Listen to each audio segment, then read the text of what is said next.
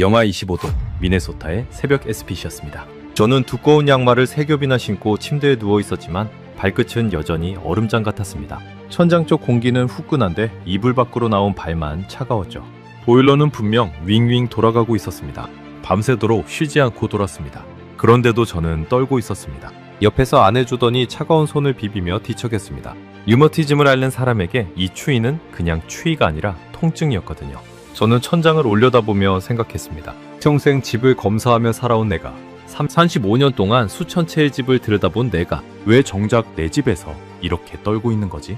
그날 아침 책상 위에는 난방비 고지서가 놓여 있었습니다. 봉투를 뜯기가 두려웠습니다. 매달 그랬으니까요. 숫자를 확인할 때마다 심장이 쿵 내려앉았습니다. 이게 정상적인 삶일까? 따뜻하지도 않은데 돈은 돈대로 빠져나가는 이 집이 정말 제대로 된 집일까? 그때 한국인 사위 준호가 조용히 다가와 말했습니다. 아버님, 한국에서는 바닥을 데웁니다. 저는 코웃음을 쳤습니다. 바닥을 데운다니. 열은 위로 올라가는 법인데 그 아래를 데워서 뭘 어쩌겠다는 건가? 35년 경력의 건축 검사관인 제가 그런 비효율적인 발상을 받아들일 리가 없었죠. 그런데 그날 사위의 한마디가 우리 집을 완전히 바꿔놓을 줄은 정말 몰랐습니다. 평생 난방의 표준은 미국이라고 믿어온 한 노인이 어떻게 자기 입으로 사위에게 내가 틀렸다고 말하게 되었을까요? 그리고 발끝에서 시작된 따뜻함이 어떻게 한 가족의 마음까지 데우게 되었을까요? 이 영상을 끝까지 보시면 따뜻함의 진짜 의미를 알게 되실 겁니다. 영상 시작 전 구독과 좋아요로 대한민국의 미래를 응원해주세요. 제 이름은 로버트 밀러입니다. 미네소타에서 태어나 미네소타에서 늙어가고 있는 올해 67의 노인이죠. 저는 35년 동안 주택건축 검사관으로 일했습니다. 검사관이라는 직업이 어떤 건지 모르시는 분들을 위해 설명드리자면 새로 지은 집이든 오래된 집이든 그 구조가 안전한지, 배관이 제대로 됐는지, 난방과 전기가 규정에 맞는지를 두 눈으로 직접 확인하는 사람입니다. 저는 이 일에 자부심이 있었습니다. 제 손에 거쳐간 집이 수천 채였으니까요. 지하실 바닥에 갈라진 틈 하나, 덕트 이음새의 작은 틈새 하나까지 놓치지 않았습니다. 그래서 저는 집에 관한 한 제가 모르는 게 없다고 믿었습니다. 특히 난방에 대해서는요. 미국의 집은 대부분 강제 송풍식 난방을 씁니다. 지하실이나 어딘가에 커다란 화로가 있고 거기서 공기를 데워서 덕트라는 통로를 통해 집안 곳곳으로 뜨거운 바람을 불어넣는 방식이죠. 천장이나 벽에 붙은 통풍구에서 따뜻한 바람이 나옵니다. 저는 이 방식이 세상에서 가장 합리적인 난방이라고 믿었습니다. 미국이 만들어낸 표준이고 전 세계가 따라야 할 정답이라고 생각했죠.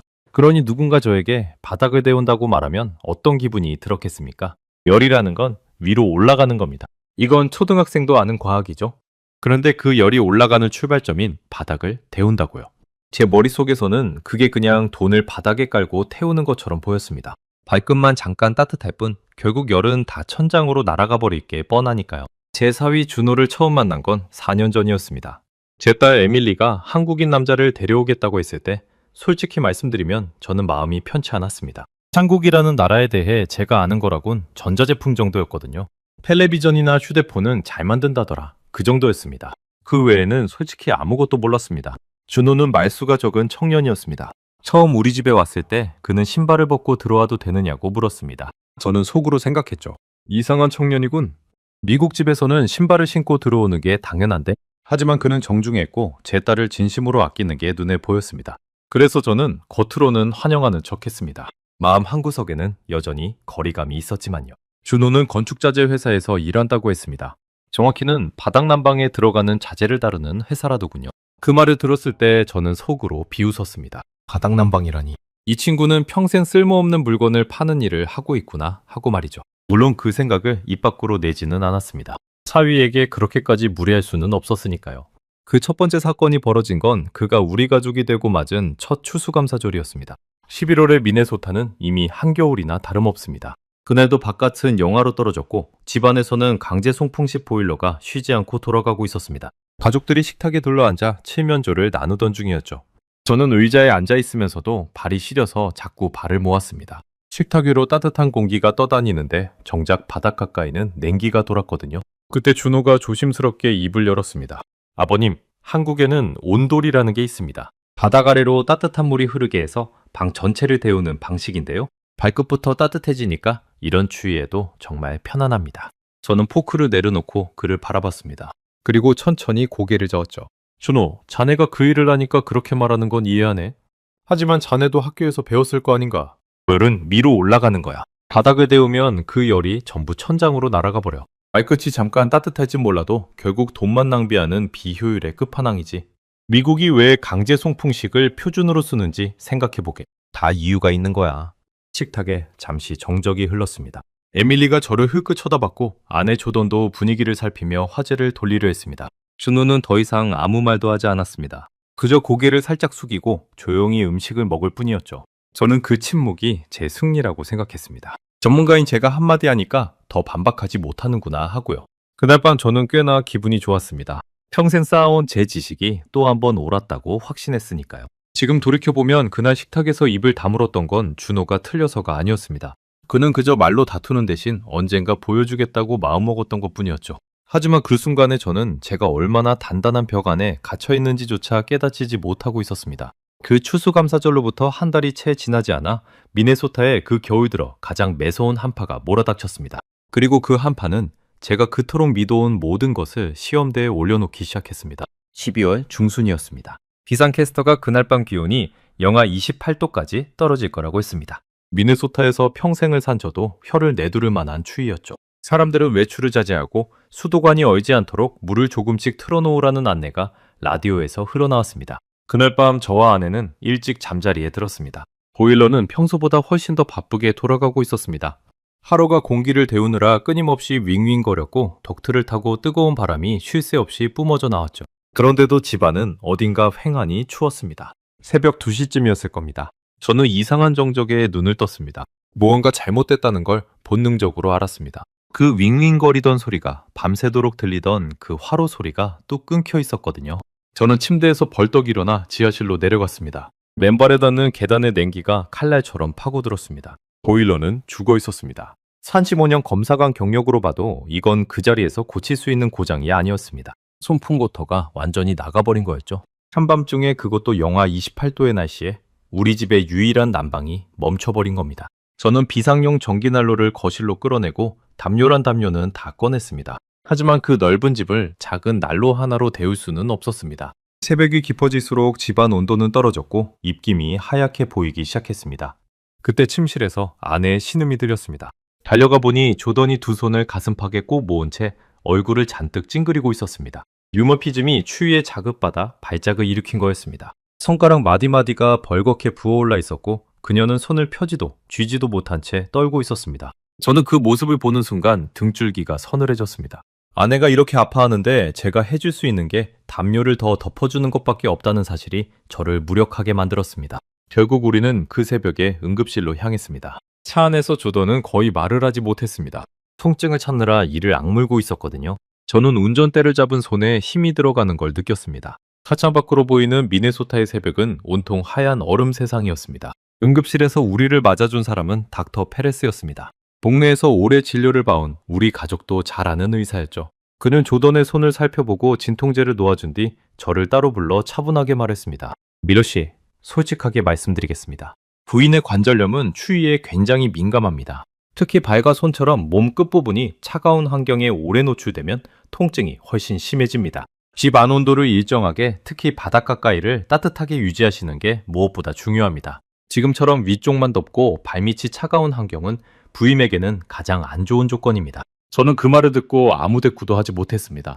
위쪽만 덥고 발밑은 차갑다. 그게 바로 우리 집의 모습이었으니까요. 강제 송풍식 난방의 가장 큰 약점을 의사의 입을 통해 정면으로 들은 셈이었습니다. 저는 평생 그 약점을 알면서도 모른 척 해왔던 겁니다. 그게 표준이니까, 그게 정답이니까 하면서요. 며칠 뒤 새 보일러 수리를 마치고 한숨 돌리나 싶었을 때 두 번째 충격이 찾아왔습니다. 우편함에 꽂힌 난방비 고지서였습니다. 한파가 몰아친 그 보름 동안 보일러가 얼마나 무리하게 돌아갔는지 숫자가 그대로 보여주고 있었습니다. 평소에 거의 2배였습니다. 저는 그 고지서를 들고 한참을 식탁에 멍하니 앉아 있었습니다. 입안이 바싹 말라왔습니다. 따뜻하지도 않았습니다. 아내는 응급실까지 실려갔습니다. 그런데 돈은 평소의 2배가 빠져나갔습니다.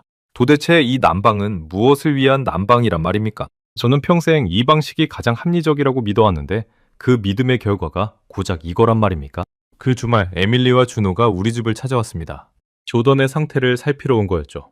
준호는 장모의 부은 손을 보고 한참 동안 말이 없었습니다. 그러더니 저에게 다가와 추수감사절 때와는 다른 눈빛으로 조용히 말했습니다. 아버님, 제가 이래라 저래라 할 처지가 아니라는 거 압니다. 하지만 어머님을 위해서 딱 한 가지만 부탁드리고 싶습니다. 저는 그를 쳐다봤습니다. 그가 무슨 말을 하려는지 짐작이 갔습니다. 안방, 그 한 칸만 해보시죠. 바닥난방을요? 자재도 시공도 제가 다 책임지겠습니다. 비용은 한 푼도 안 받겠습니다. 그저 어머님이 따뜻하게 주무실 수 있는지 그것만 한번 보여드리고 싶습니다. 그래도 마음에 안 드시면 다시는 이 얘기 안 꺼내겠습니다. 저는 곧바로 대답하지 못했습니다. 평생의 신념과 눈앞에서 떨고 있는 아내가 제 마음속에서 부딪히고 있었거든요. 거절하고 싶었습니다. 또 한 번 열은 위로 올라간다고 설교하고 싶었습니다. 하지만 그날만큼은 그 말이 입 밖으로 나오질 않았습니다. 저는 한참 만에 들릴 듯 말 듯한 목소리로 대답했습니다. 안방 한 칸만이야. 그것만.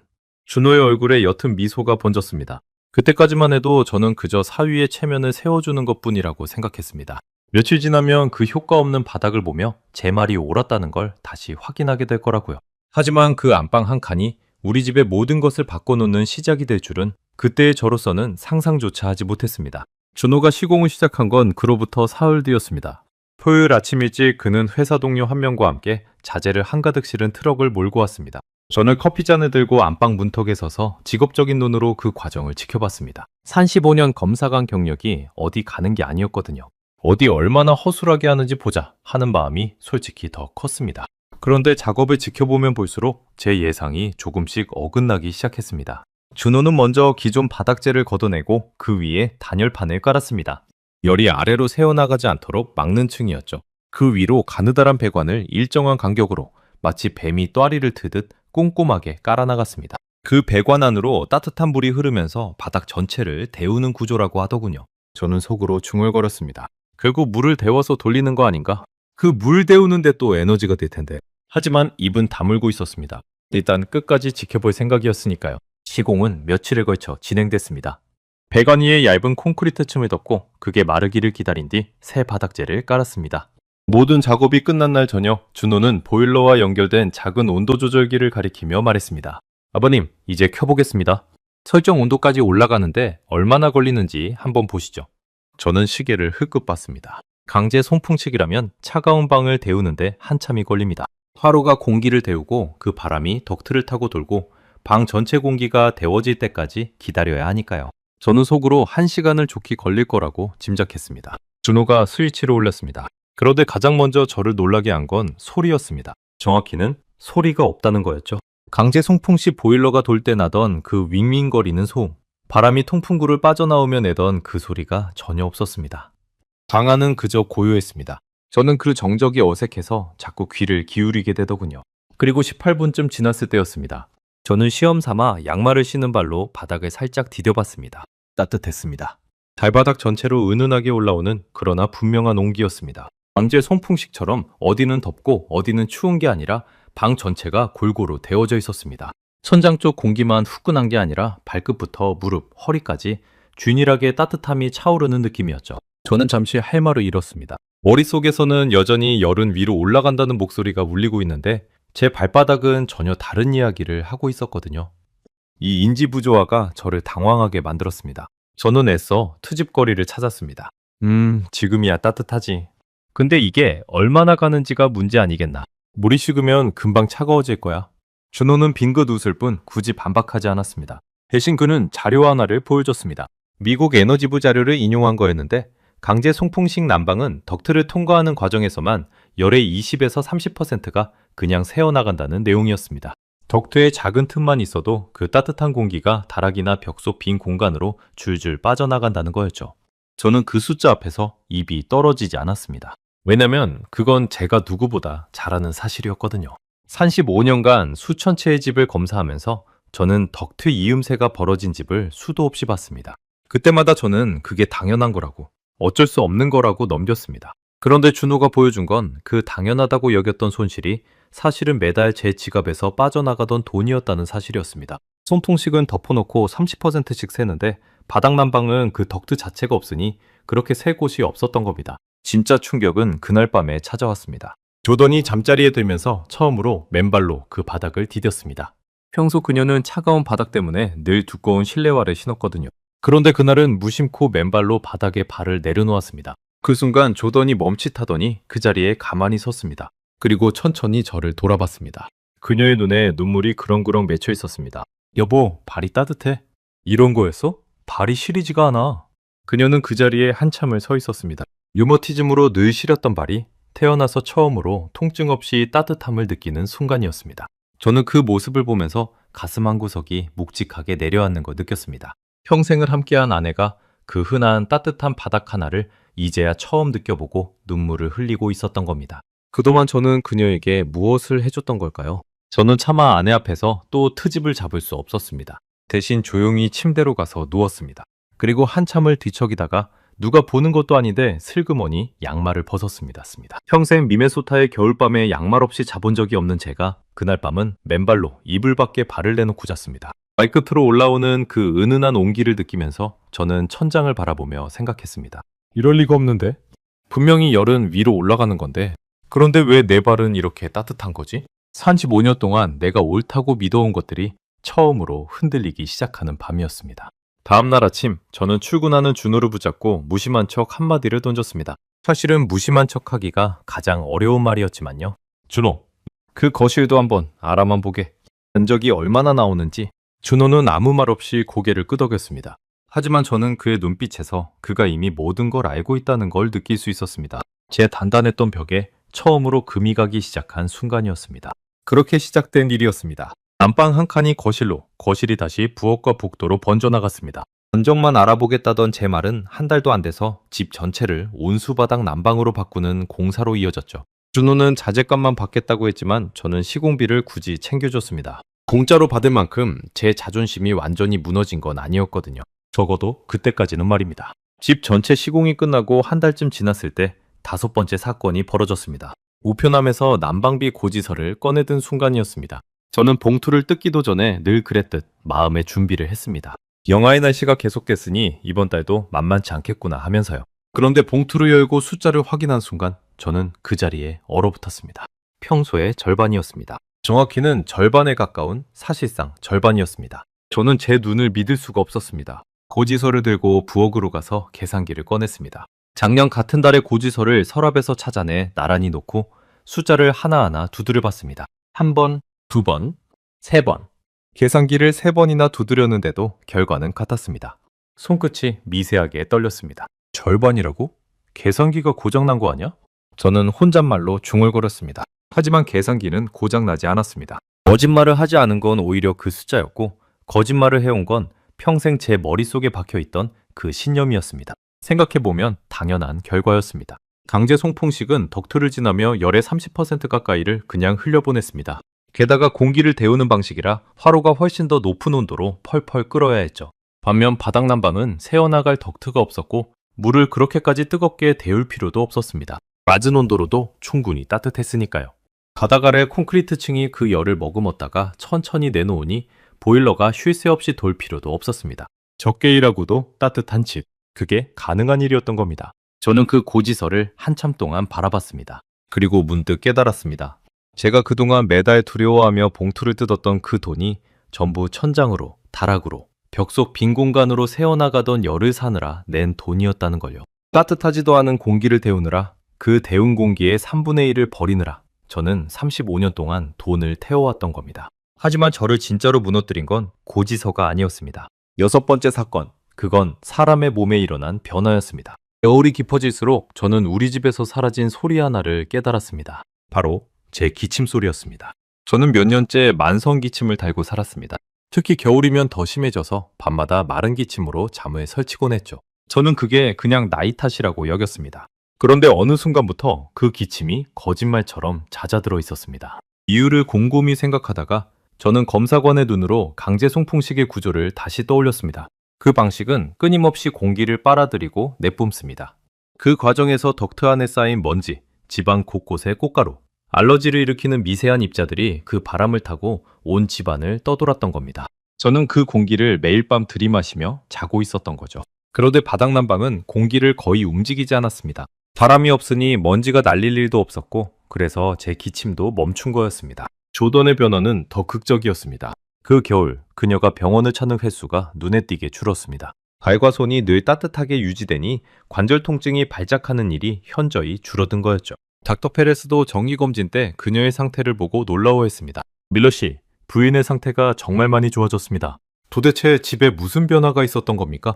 저는 잠시 망설이다가 멋쩍게 대답했습니다. 바닥을 대었습니다. 한국식으로요. 발끝부터 따뜻해지니까 아내가 통증이 덜하다고 하더군요. 닥터 페레스는 고개를 끄덕이며 말했습니다. 발과 같은 몸 끝부분을 일정하게 따뜻하게 유지하는 게 관절 환자에게 얼마나 중요한지 의학적으로도 충분히 설명이 된다고요. 저는 그 말을 들으며 묘한 기분에 휩싸였습니다. 의사가 강조하던 바로 그 조건을 제가 비웃었던 사위의 바닥 난방이 완벽하게 만들어내고 있었던 겁니다. 그날 저녁 저는 거실 바닥에 직접 무릎을 꿇고 앉아 손바닥을 바닥에 댔습니다. 35년 검사관 인생에서 수천 번 해온 동작이었죠. 구조를 손으로 느끼고 원리를 머리로 그려보는 일.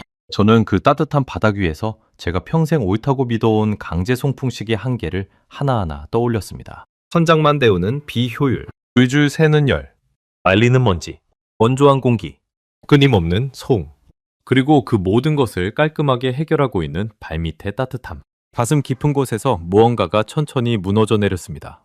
그건 패배감이 아니었습니다. 오히려 그 반대에 가까웠습니다. 평생 진실이라 믿어온 것이 사실은 절반의 진실이었음을 인정하는 그 묘하게 후련한 감정이었죠.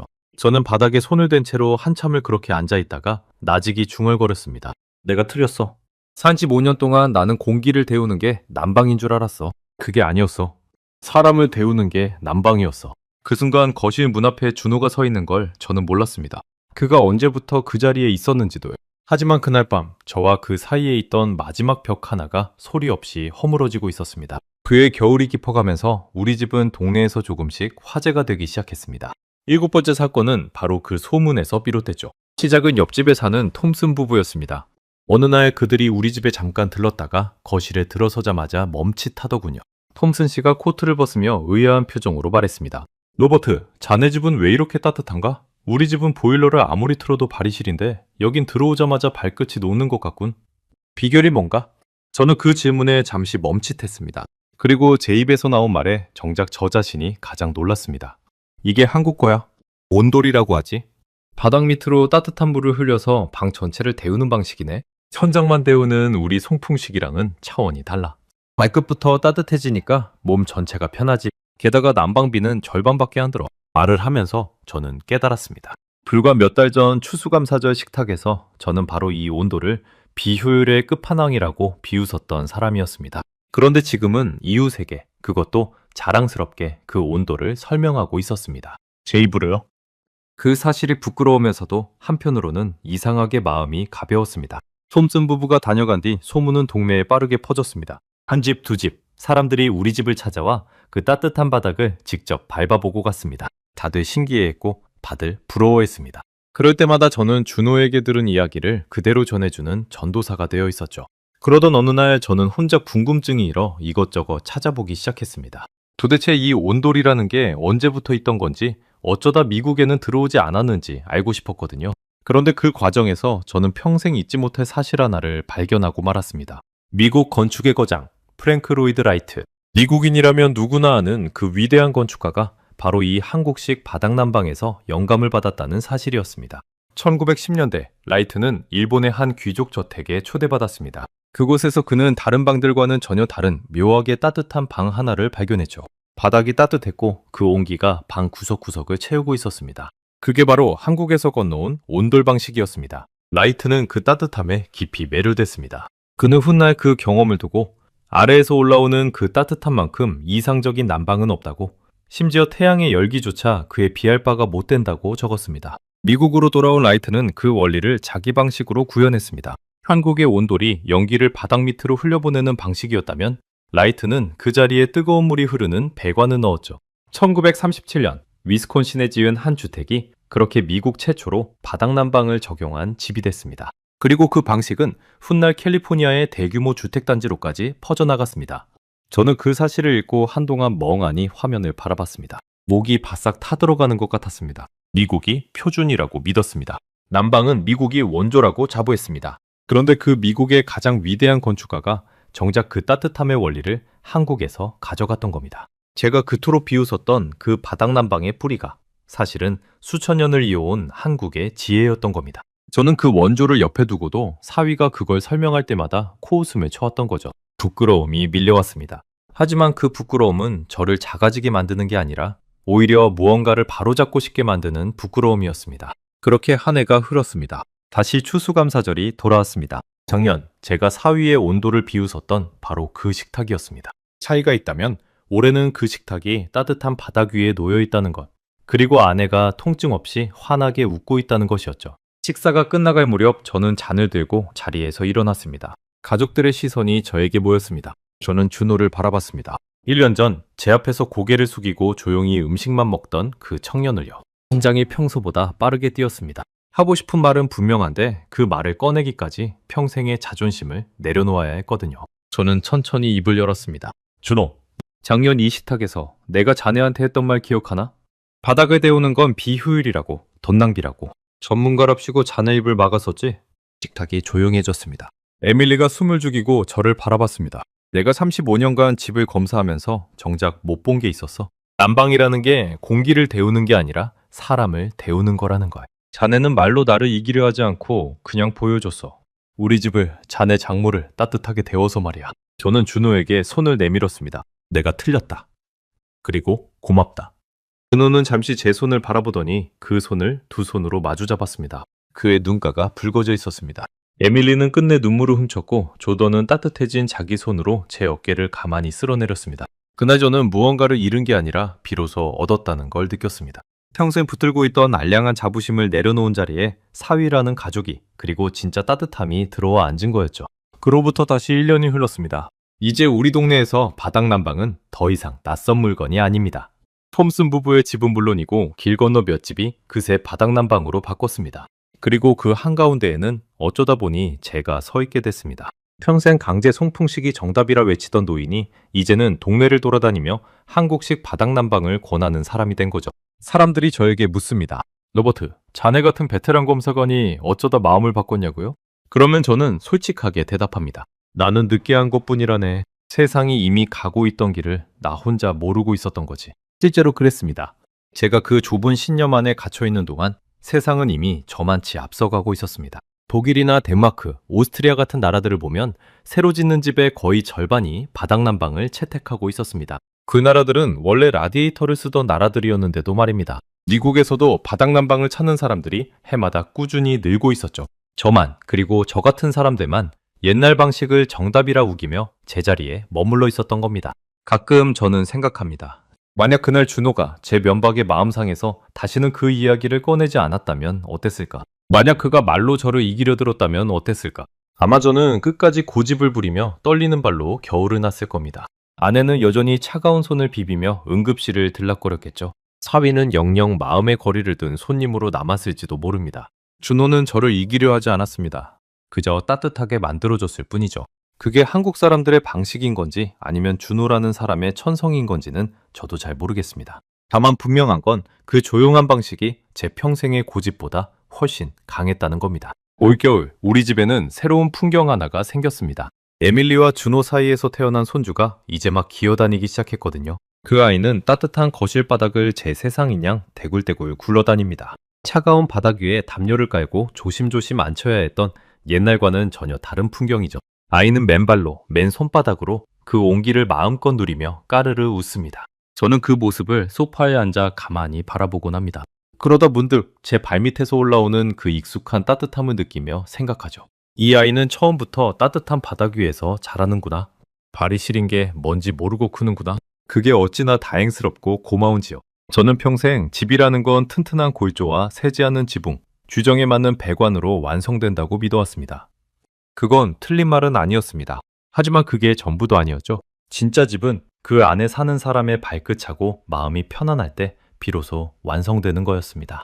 그 단순한 진실을 저는 35년 경력의 검사관이 아니라 말수적은 한국인 사위에게서 배웠습니다. 따뜻함은 발끝에서 시작해 마음까지 올라오더군요. 차가운 바닥 위에서는 아무리 천장이 후끈해도 마음까지 데워지지 않습니다. 반대로 발밑이 따뜻하면 그 온기가 종아리를 타고 허리를 지나 결국 가슴 한가운데까지 차오릅니다. 가족의 정이라는 것도 꼭 그와 같았습니다. 거창한 말이나 비싼 선물이 아니라 시린발을 데워주는 그 조용한 마음에서 시작되는 거였죠. 그걸 저에게 가르쳐준 사람이 한때 제가 거리를 두었던 제 한국인 사위였다는 사실이 이제는 그저 자랑스럽습니다. 오늘 밤도 미네소타에는 눈이 내립니다. 창밖은 영화의 세상이지만 우리 집안은 발끝부터 따뜻합니다. 그리고 그 따뜻함 위에서 한 가족이 웃고 있습니다. 저는 다음 시간에도 전 세계를 놀라게 할 대한민국의 이야기로 다시 찾아뵙겠습니다. 감사합니다.